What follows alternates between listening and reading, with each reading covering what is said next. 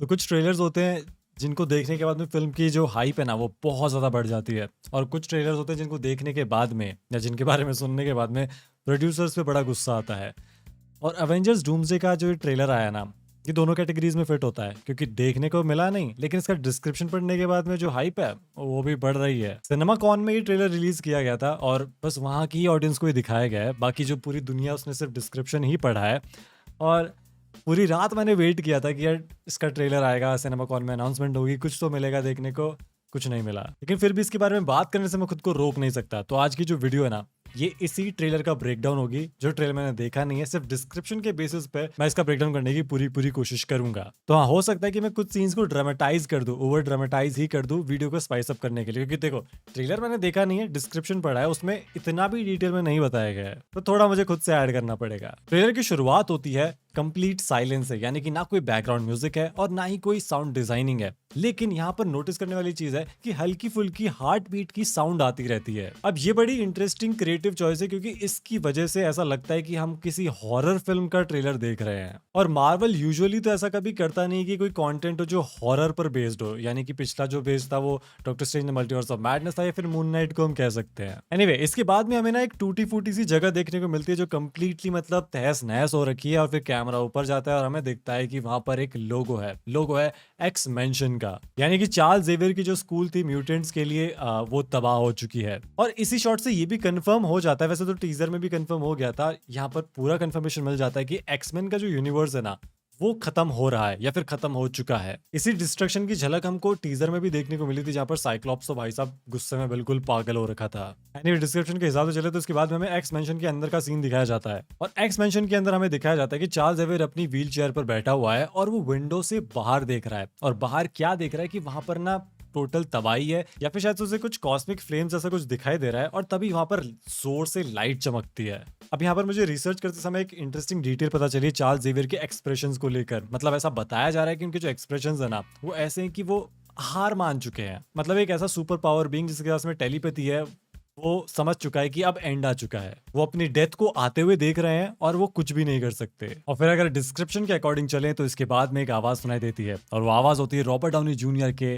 Doctor Doom की। अब यहाँ पर ना टोनी स्टार्क वाली आवाज नहीं है, वो आइडेंटिटी यहाँ पर नहीं है, ना वो चार्म है ना वो सैरकाज़म है, बल्कि ऐसा बताया गया है कि वो जो आवाज है ना वो बड़ी कोल्ड है, और वहां पर ईस्टर्न यूरोपियन एक्सेंट भी मौजूद है जो कि बता रहा है कि ऑब्वियसली वो डॉक्टर डूम है। अब यहाँ पर देखो डिस्क्रिप्शन से मैं बड़ा कंफ्यूज हूँ कि एक डायलॉग है, अब वो किसने कहा है ये समझ में नहीं आ रहा मुझे, कि वो डॉक्टर डूम ने कहा है कि वो चार्ल्स जेवियर ने कहा है, पर मैं मान के चल रहा हूँ कि जो डायलॉग मैं आगे बताने वाला हूँ ये डॉक्टर डूम ने कहा है। तो वो कहता है कि something is coming, something we may not be able to deter. अब ये जो लाइन है ना ये काफी कुछ इंप्लाई कर रही है। सबसे पहले तो डॉक्टर डूम जो है वो वी वर्ड यूज कर रहा है, वी यानी कि वो खुद को मे बी अवेंजर्स के अगेंस्ट नहीं बल्कि अवेंजर्स के साथ का कुछ समझ रहा हो। मतलब ऑब्वियसली वो विलन है, वो कॉम्प्लेक्स कैरेक्टर है, लेकिन हो सकता है कि वो उतना ही विल ना हो, बल्कि उसके पास में रीजंस हो जैसे कि थैनोस के पास थे। या फिर मे बी ये कोई डॉक्टर डूम का वर्जन है जो कि कंप्लीटली इविल नहीं है, बल्कि वो यहाँ पर वार्निंग देने आया है इन लोगों को कि कुछ भयंकर होने वाला है, एक बड़ा थ्रेट आने वाला है। एनीवे, इसके बाद में ना एक क्विक शैडोई सा शॉट आता है और दिखाया जाता है कि डॉक्टर डूम बिना मास्क के है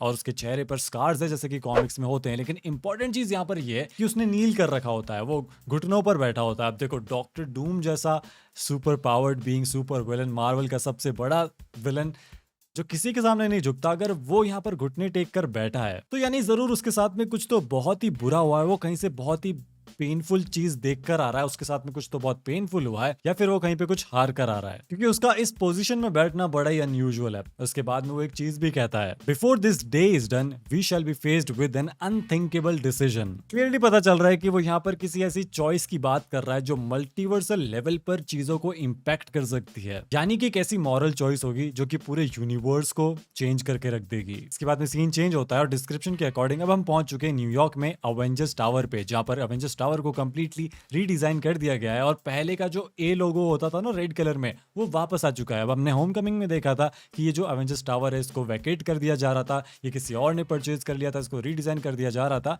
लेकिन अब ये फिर से पहले जैसा हो चुका है, यानी कि सालों बाद में हमें अवेंजर्स टावर मिलेगा विद द अवेंजर्स लोगो, क्योंकि हमारे पास में अब डार्क अवेंजर्स है। एनीवे यहाँ पर टावर के अंदर एक बड़ा इंपॉर्टेंट सीन चल रहा होता है, तो यहाँ पर थंडरबोल्ट्स और फैंटास्टिक फोर मौजूद होते हैं, लेकिन यहाँ पर जो इनको लीड कर रहा होता है वो होता है हमारा थॉर। तो थॉर जो है वो यहाँ पर बड़ा एग्जॉस्टेड लग रहा होता है, लेकिन उसमें लीड करने की हिम्मत होती है और वो इन सबको कमांड करने के लिए एक स्पीच भी देता है। तो वो क्या कहता है वो मैं बोल के बताता हूँ। I have fought with many warriors in my time. They were far stronger than all of us put together and they died. तो ये जो लाइन है ना ये बड़ी हैवी है। मतलब थॉर एक ऐसा वॉरियर जो 1500 साल से जिंदा है, जो इतनी सारी बैटल्स लड़ चुका है, वो ये कह रहा है कि तुमसे भी पावरफुल लोगों के साथ मैंने बैटल्स लड़ी है और वो भी मारे गए थे। लेकिन इससे भी कमाल की चीज तो वो आगे बोलता है, They died facing enemies and threats that scared me far less than this one. The sacrifice will mean nothing if we do not stand together. इससे हमें ये तो समझ में आ गया कि थॉर को पता है कि अब जो थ्रेट है यानी कि डॉक्टर डूम है वो इतना ज्यादा खतरनाक है कि उसने आज तक ऐसा कोई थ्रेट फेस नहीं किया है।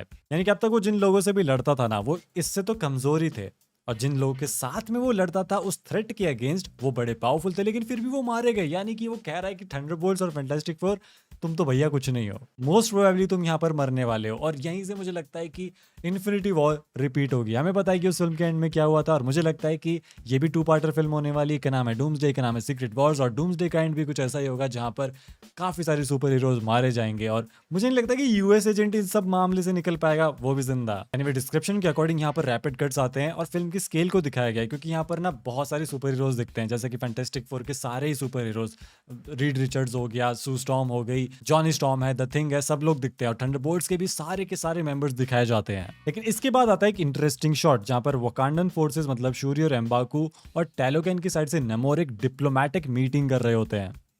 अब देखो वकांडा फॉरएवर में हमें पता है कि इन दोनों पार्टीज के बीच में ना बड़ा एक खतरनाक कॉन्फ्लिक्ट चल रहा था, लेकिन वो यहाँ पर इन्होंने साइड में रख दिया है क्योंकि अब एक बड़ा थ्रेट आ चुका है। और कुछ डिस्क्रिप्शन में मैंने पढ़ा कि ये जो डेजर्ट था जहाँ पर पूरी दूर दूर तक कुछ नहीं है, ये एक्चुअली में यहाँ पर नेमोर ने पानी को साइड में किया है। अब देखो मुझे नहीं पता कि कौन सा डिस्क्रिप्शन बहुत ज्यादा एक्यूरेट है और कौन से डिस्क्रिप्शन में किसी ने मजाक किया है, लेकिन हाँ ये चीज तो कंफर्म है कि ये जो जगह है ये ओशियन ही है जिसका पानी कहीं जा चुका है। अब वो नेमोर ने साइड में किया या किसी और ने, ये तो फिल्म देखकर ही पता चलेगा या एटलीस्ट ट्रेलर देखकर पता चलेगा। वैसे यहाँ पर ना जो थॉर के डायलॉग्स है, जो डॉक्टर डूम के डायलॉग्स है, और जब यहाँ पर डिप्लोमेटिक मीटिंग चल रही है, मुझे ऐसा लग रहा है कि यहाँ पर villain as an doctor Doom को उतना बड़ा विलन नहीं दिखाया जाएगा जितना मल्टीवर्सल कोलैप्स को, इस इनकर्जन को दिखाया जाएगा। यानी कि जो बड़े इवेंट की, बड़े थ्रेट की बात कर रहा है डॉक्टर डूम, वो एक्चुअली में खुद की नहीं बल्कि इनकर्जन की बात कर रहा है कि सारे यूनिवर्सेस तबाह होने वाले हैं। एनीवेज के बाद में एक नया मोन्टाज चलता है और अब हमें फाइट दिखाई जाती है गैम्बेट और शैंग ची की। मतलब ये बड़ी यूनिक फाइट है, ये तो किसी ने सोचा भी नहीं था कि ऐसा कुछ हो सकता है। तो शैंग ची अर्थ 616 का हीरो है और गैम्बेट उस यूनिवर्स का सर्वाइवर है जो कि खत्म हो चुका है, एक्समैन का यूनिवर्स। तो वो यहाँ से इधर आया है, सर्वाइव करने की कोशिश कर रहा है, लेकिन उसकी फाइट हो जाती है शैंग ची से, क्योंकि इन दोनों के बीच में कुछ मिसअंडरस्टैंडिंग हो गई होगी। और ऑब्वियसली जिस तरीके से बात करता है गैम्बेट, मिसअंडरस्टैंडिंग होना तो इनएविटेबल है। The name's Remy Labo, du Diable Blanc, but you can call me the Gambit. अब देखो देखा जाए तो शैंग ची बड़ा ही इंपॉर्टेंट है इस फिल्म के लिए, क्योंकि शैंग ची के पोस्ट क्रेडिट सीन से ही ये सब की शुरुआत हुई थी। यानी कि अगर देखा जाए तो कैंग डायनेस्टी आ रही थी पहले, तो उसकी शुरुआत भी शैंग ची के पोस्ट क्रेडिट से हुई थी। और अगर मान ले कि डूम्सडे सेटअप हो रही हो तो वो भी वहीं से ही हो रही थी। देखो बहुत सारे इवेंट्स है जो इस तरफ लीड कर रहे थे, जिसमें सबसे पहला शैंग ची का पोस्ट क्रेडिट सीन है, क्योंकि उसके आसपास जो फिल्म्स आई थी जैसे कि नो वे होम या फिर एटर्नल्स, उन्होंने बड़े इवेंट की तरफ कोई इशारा नहीं किया था। स्पाइडरमैन नो वे होम ने तो मल्टीवर्स ऑफ मैडनेस को सेटअप किया था और एटर्नल्स ने तो खुद को ही डिलीट कर लिया। एनीवे गैम्बेट और शैंग-ची की फाइट के बाद में दिखाया जाता है कि मिस्टीक येलेना का रूप लेकर येलेना से ही लड़ने लग जाती है। अब मुझे ये बड़ा ही इंटरेस्टिंग एंगल लग रहा है, क्योंकि देखो एक तो वैसे ही केओस बड़ा चल रहा है, उसके बाद में एक दूसरे यूनिवर्स से लोग 616 में आते हैं और फिर 616 के ही हीरोज का कोई रूप ले रहा है। तो यहाँ पर तो ट्रस्ट इश्यूज भी डेवलप होने लग जाएंगे कि टीम मेंबर्स अब एक दूसरे पर भी ट्रस्ट नहीं कर पाएंगे। It's kind of secret invasion in between, multiversal war in between, doomsday. Anyway इसके बाद में आता है इस ट्रेलर का क्लाइमैक्स सीन, और ये रिपोर्ट्स यहाँ पर क्लियर नहीं है, लेकिन देखो फाइट हुई है थॉर की डॉक्टर डूम के साथ में एक बड़ी बैटल फील्ड में, जहां पर आसपास थॉर के शायद से लाइटनिंग ही लाइटनिंग चमक रही है और थॉर अटैक करता है डॉक्टर डूम के ऊपर, जो कि बिल्कुल स्टिल खड़ा हुआ है, जो कि बिल्कुल भी मतलब फियरलेस खड़ा हुआ है, बिल्कुल अपने कॉमिक एक्यूरेट लुक में। उसका जो ग्रीन हुड है, उसका जो मास्क है, उसका जो आर्मर है उसमें। अब यहाँ पर थॉर अपने वेपन, मोस्ट प्रोबेबली वो स्टॉर्म ब्रेकर होगा, स्टॉर्म ब्रेकर से उस पर अटैक करता है और डॉक्टर डूम एक हाथ से स्टॉर्म ब्रेकर को पकड़ लेता है। जी गो नेक्स्ट। आई मीन यहाँ पर डॉक्टर डूम ना कोई भी मैजिक यूज नहीं करता, कुछ भी अलग स्पेशल पावर यूज नहीं करता, वो बस थॉर के अटैक को रोक देता है और थॉर के मोमेंटम को भी रोक देता है। देखो अगर हम पिछले बिग बैड विलन से कंपेयर करिए अगर डॉक्टर डूम को, तो एटलीस्ट थैनोस को जरूरत तो पड़ रही थी कुछ चीजों की, उसको इन्फिनिटी स्टोन्स की जरूरत पड़ रही थी, उसको गॉन्टलेट की जरूरत पड़ रही थी, उसके बाद भी थॉर ने तो उसको पीटा ही था। यहाँ सीन बड़ा अलग है। आई मीन डॉक्टर डूम के पास में इस डिस्क्रिप्शन के हिसाब से कोई एक्सटर्नल पावर फिलहाल तो नहीं है, लेकिन उसके बाद भी उसने थॉर को तो चकमा दे ही दिया। तो इसके बाद में डिस्क्रिप्शन के अकॉर्डिंग देखो, क्योंकि मैंने ट्रेलर देखा नहीं तो मुझे बार बार ये चीज़ मेंशन करनी पड़ रही, क्योंकि मैं बहुत सारी चीज़ों को ना इमेजिन करके आपको बताने की कोशिश कर रहा हूँ।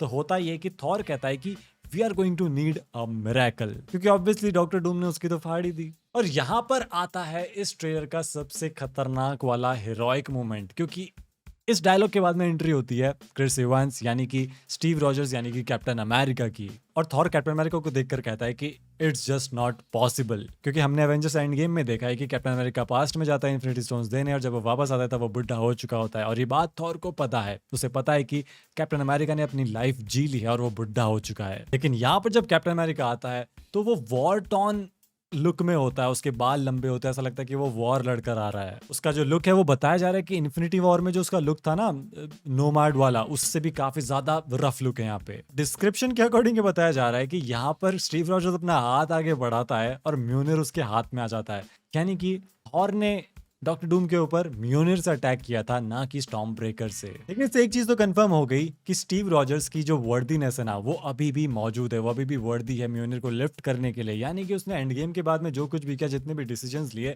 उसकी वर्दीनेस अभी भी इंटैक्ट है। यानी बंदा है तो संत आदमी बिल्कुल। पर यहाँ पर सोचने वाली बात है कि आखिर इसका जो लुक है वो वॉर टॉन लुक क्यों है, वो कौन सी वॉर लड़कर आ रहा है? क्योंकि देखा जाए तो एंड गेम के बाद तो उसने अपनी लाइफ बड़े अच्छे से जीती, जो कि हैप्पीली एवर आफ्टर लाइफ थी उसकी पैगी कार्टर के साथ में। तो मुझे लगता है कि वहां पर कुछ तो गड़बड़ हुई है। तो इस सारे मसले को ना डॉक्टर डूम से कनेक्ट करने की कोशिश करते हैं। तो मुझे लगता है कि एंड गेम की जो टाइम हाइस्ट थी ना, उसके बाद में डॉक्टर डूम की फैमिली के साथ में कुछ तो हुआ है, और कुछ तो नेक्सस इवेंट क्रिएट हुआ है, जिसकी वजह से जो पूरा मल्टीवर्स है ना वो डिस्टेबलाइज हो गया। मे बी वो कैप्टन अमेरिका के डिसीजन की वजह से हुआ, जो वो पास्ट में गया, उसने जो लाइफ जी उसकी वजह से हुआ होगा। अब कैप्टन अमेरिका की नादानी की वजह से हो सकता है कि इनकर्जन स्टार्ट हुआ हो, डॉक्टर डूम ने अपनी फैमिली को खोया हो। डॉक्टर डूम ने जब इसके बारे में पता किया हो तो वो ट्रेस करते करते कैप्टन अमेरिका तक पहुंच गया 1940s में। अब हमने टीजर में देखा है कि स्टीव रॉजर्स का एक बच्चा भी था, तो हो सकता है कि डॉक्टर डूम वहां पहुंचा हो और तब उसे पता चला हो कि ये जो बच्चा है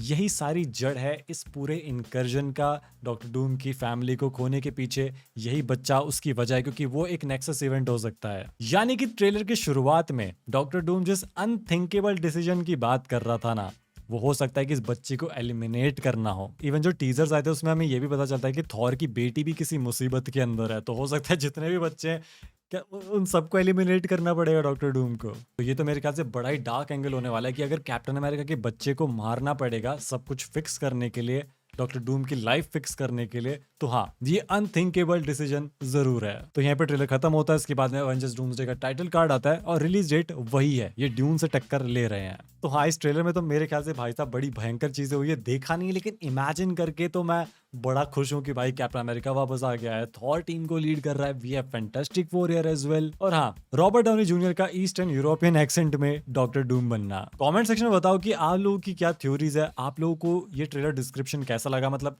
अगर आप इमेजिन कर पा रहे हो तो आपके हिसाब से ये ट्रेलर कैसा है, और क्या हमें पिटीशन चलाना चाहिए कि हमें आज की आज ये ट्रेलर चाहिए मार्वल। एनीवे आज की इस वीडियो में बस इतना ही। वीडियो चलेगी तो लाइक और शेयर कर देना, और मैं आपको मिलूंगा अब अगली वीडियो में।